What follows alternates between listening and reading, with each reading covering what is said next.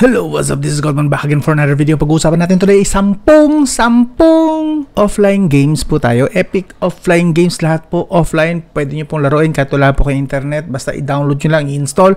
Pagka-install, off nyo na yung mga internet nyo. Pwede na po kayo maglaro, pwede na kayo mag-enjoy. 10 po ito, okay? So, kung interesado ka, let's start. Sa unang game, Baseball 9. Sa mga mahilig po sa sports game at medyo mahilig din maglaro ng Baseball 9. Actually, ito ang pinaka-favorite ko yata dito sa top 10 na ito. Kasi ito ay may pinaka-magandang control and pinaka-magandang physics pagdating sa Baseball 9. Ang ganda rin po pati ng kanilang progression ng game.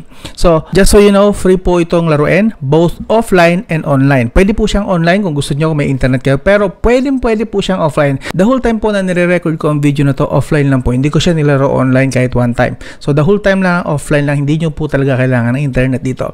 Pagdating naman sa graphics, yes, hindi siya ganun ka-realistic masyado. Decent naman na siya, pero ang control, pagdating sa control, superb. Hindi po siya pumapalya-palya yung control. So, yun yung pinakamalaga dyan. Yung control and yung graphics and yung movement, solid, lahat on time, wala po halos lag, okay? Hindi po siya buggy. Like I said, this is the best free baseball game by far na na-test ko na, and ito yung pinaka nagustuhan ko talaga. At least dito naglaro talaga ako ng literal. Okay? Since mababa rin naman ang graphics specifications niya, playable po ito even with the low-end na devices nyo po. Ang game file size po niya is hanggang 245 MB lang. 245 MB lang pagka na-install nyo na. Ganyan lang po kaliit. So, pwede po siya sa mga low-end devices. Okay? So, kung interesado po kayo nito, link nasa video description. Alright! Ito na tayo sa pangalawang game, The Brawlhalla. Okay? Kung familiar kayo sa Smash Mario Bros, Smash Bros ng Nintendo, yung pinagsama-sama lahat, maglalaban-laban online. This one, ganoon din po. Pwede po siyang online, pwede ring offline. And the whole time na po na tinest ko to, itong nakikita yung video is offline. Hindi po ako kumonect online, wala pong internet akong ginamit dyan. So, tested na po siya talaga, hindi po siya kailangan na laging online. Pindutin nyo lang, piliin nyo lang yung offline na mode, makakalaro na po kayo.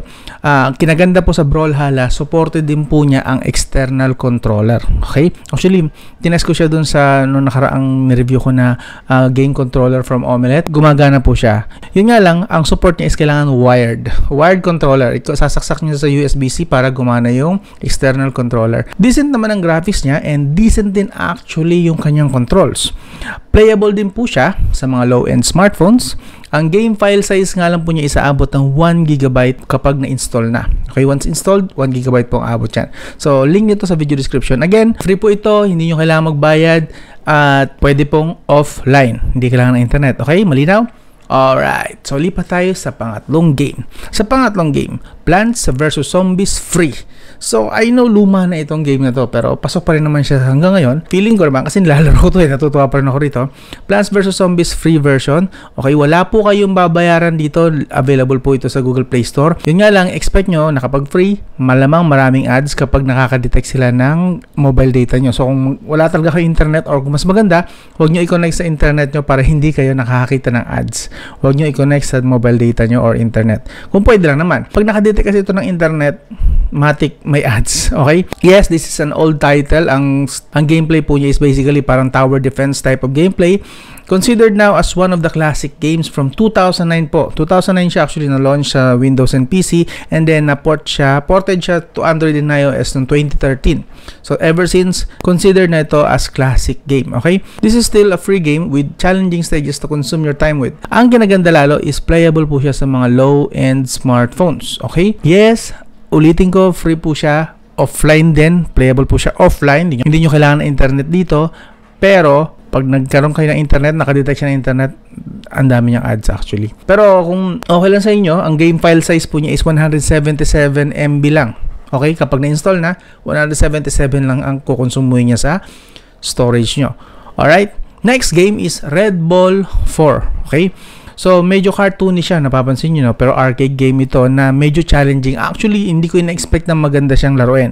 Yes, yung kanyang graphics is parang yung sa Nokia dati, Nokia days na Bounce. Alam nyo ba yun? Na sino bang umabot dito ng ganong game na yun sa Nokia? Bounce. Ganon po siya. And this one, ganun din po, medyo challenging din actually yung mga games niya, yung kanyang mga obstacles, solid, kahit na mukha lang siyang pambata. Tignan mo mukha pambata, pero actually nahirapan ako rito. So medyo challenging siya, seryoso. This is also free-to-play game with 75 levels. Hanggang 75 levels lang po ang available dito. So pag natapos yun, tapos na yung game. 75 lang, pero at least challenging po yung lahat ng games. Pahirap siya ng pahirap habang tumatagal. Also, para makapaglaro kayo ng mas matagal, require some daily health allowance so you can play continuously. Kaso nga lang, yung daily health allowance na yun is kailangan manood kayo ng ads. So, offline po siya, don't get me wrong, nilalaro ko siya ng wala internet, pero kung gusto niyo mas makapaglaro ng mas matagal, manonood kayo ng ads. Yun nga lang. Pero offline pa rin siya. Again, malalaro niyo siya offline. And free, of course. Like I said, this may look easy and childish on first impression, but once you play this game, you will realize that the obstacles have some difficulty in them. Sobra.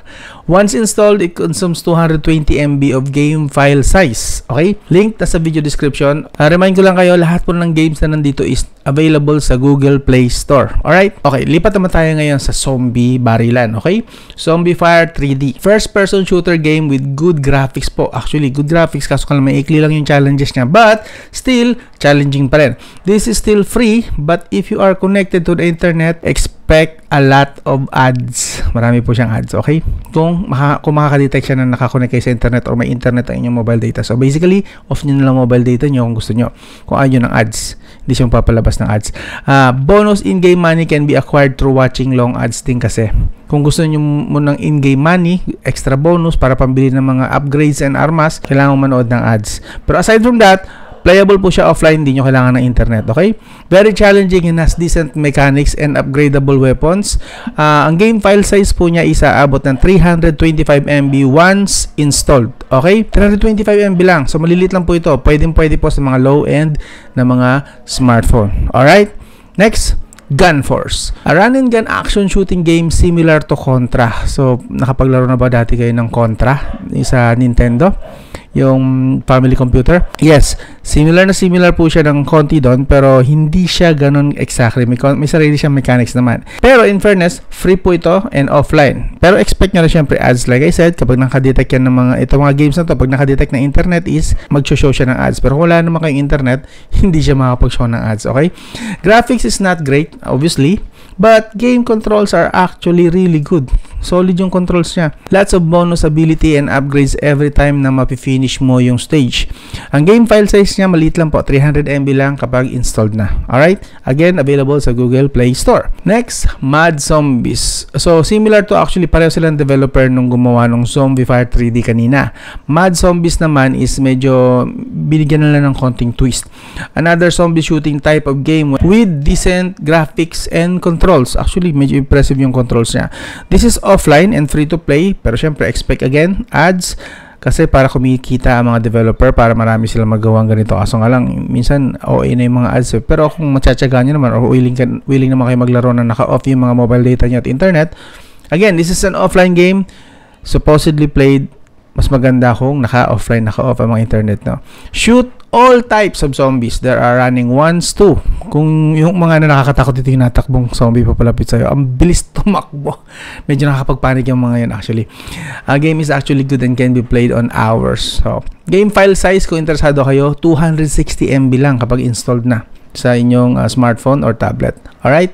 Again, lahat ng ito is available sa Google Play Store for Android. And may iba naman tayo ng konti. Letter Solitaire. Alright, sa mga mahilig naman sa puzzle or sa mga words, mahilig maglaro ng Scrabble, actually this is the version of offline solitaire card game na hinaluan ng Scrabble type of game.